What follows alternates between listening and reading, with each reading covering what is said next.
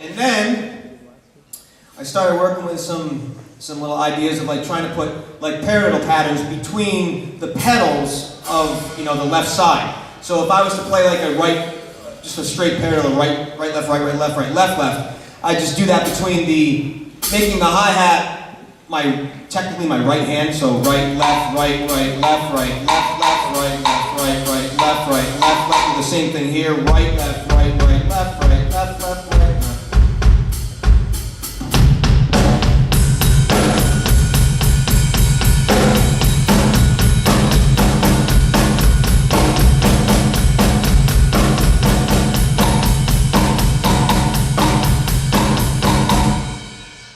Simple little things like that. And once again, it's not like rocket science, it's just to get the motion down and to do something different.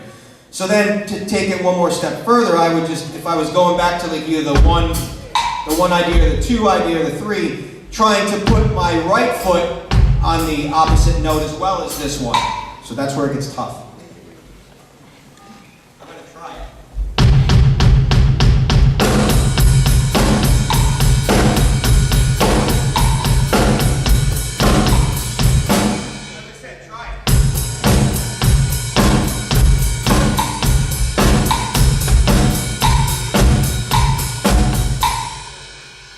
It's tough.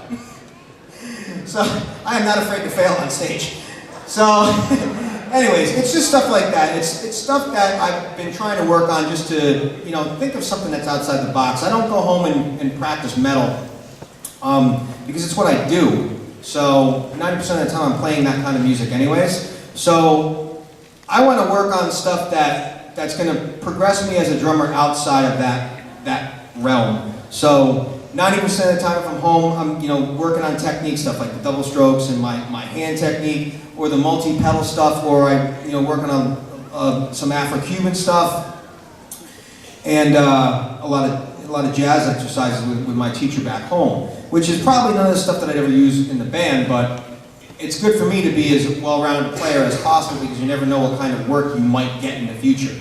I never wanted to be, as much as I love heavy metal and it's what I do and it's what I do best, I never want to be pigeonholed as just a heavy metal drummer. That's why I learned how to play sambas and learned how to play a jazz syncopation and stuff like that. Once again, I don't do it anywhere near as well as I play the hard stuff, but it's good to be well-rounded because you never know when you're going to get a gig that might require you to play a bossa nova or a samba or anything like that. Any other questions before I wrap it up? Yeah, right. Pardon? One more time?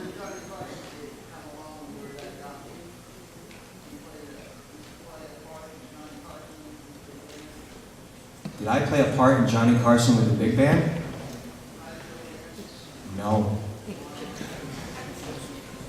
No, I'm old, but I'm not that old. No, man, nope, not me. I've seen Ed Shaughnessy do a drum clinic 20 years ago. That's probably close to the Tonight Show band I've ever gotten. Right there.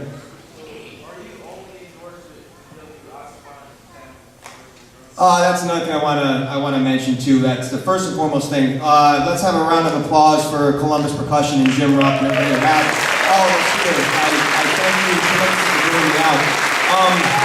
My endorsements.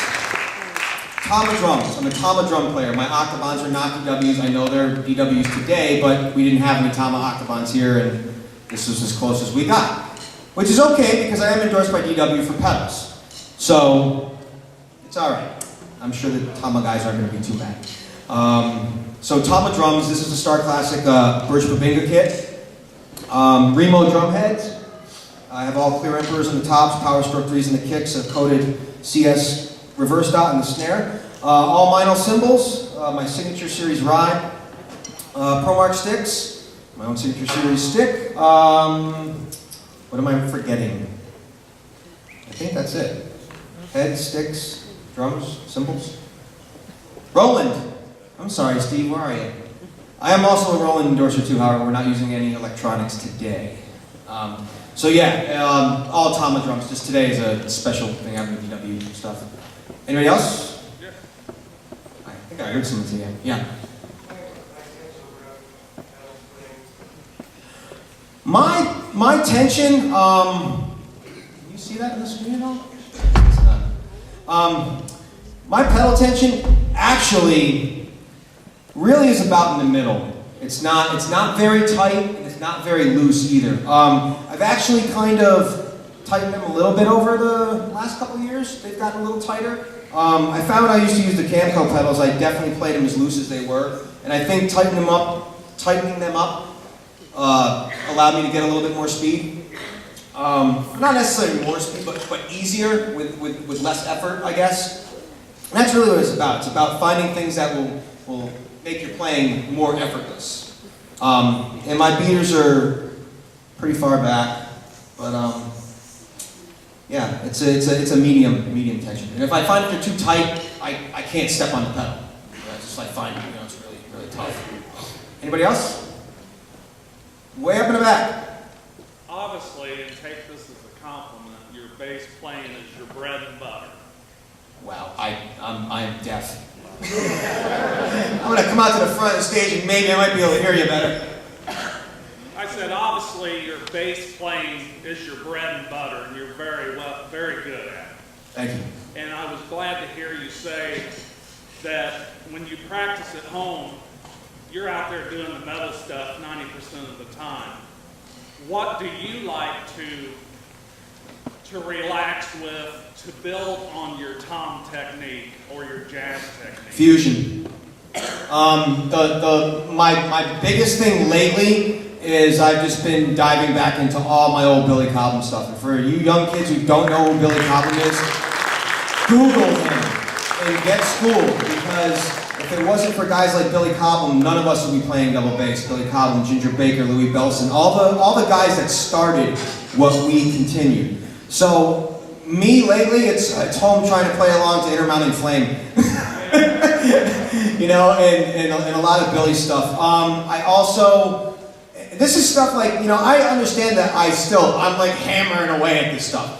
I sit down, I'll listen to that, I'll put that on, I'll play along to that, I'll put on Vital Information, try to emulate Steve Smith. But you never know when you're going to get these ideas. Perfect example is there's this one song, Catwalk, on one of Steve's albums. It's on the album Come On In. And there's this tom fill that he did on there. And I'm just playing along to it one day, and I heard the tom fill, I'm like, wait a minute, that's really cool. I stopped doing what I was doing, I relearned the fill, and then I sat there for like 45 minutes incorporating it basically into a blast beat kind of thing. And just using that tom fill as inspiration to play different beats and stuff. So it's just like, it's things like that. I never know where I'm going to pull it from. But I'm not going home and putting on Slayer and Slipknot and playing along to that. And only because I've done it for so many years. Like when I was 17 to 25, I was coming home and just playing an hour and a half of Slayer and Anthrax every day. That's how I got to build my chops. So I'm only playing this kind of stuff if I'm rehearsing for a clinic. You mentioned Camco pedals, and I've got 3 sets of them. Your thoughts on Camco pedals? They're great pedals. I used them for 25 plus years. It just got to be a point where the folks at Tama asked me if I would not use them because they don't make them anymore, and if they broke, we can't replace them. And I was like, dude, I've never had any problem with this pedal in 25 years. I doubt I'm going to break it. So then I tried the Iron Cobras, and that just really didn't work out for me. That was like a year of struggle. And I just started using the 9000s, and that was just really what clicked for me. I've tried every other pedal under the sun just for fun. I've tried to play Axis, and I don't get it. I like to feel the beater hitting the head. Like I like the oomph, and it's just like, and I'm not discounting Axis pedals at all. And the guys that use them great, but for me, I've never felt like I can play like When the Levee Breaks by Led Zeppelin with an Axis. And it's just I don't have that same kind of oomph.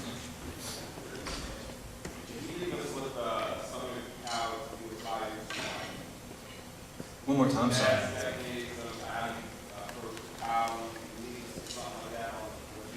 Yeah. Perfect example. I'll play it up 2 minutes. Okay, cool. Let me just play that last question, and I'll show you that example, and then I'll be out of here.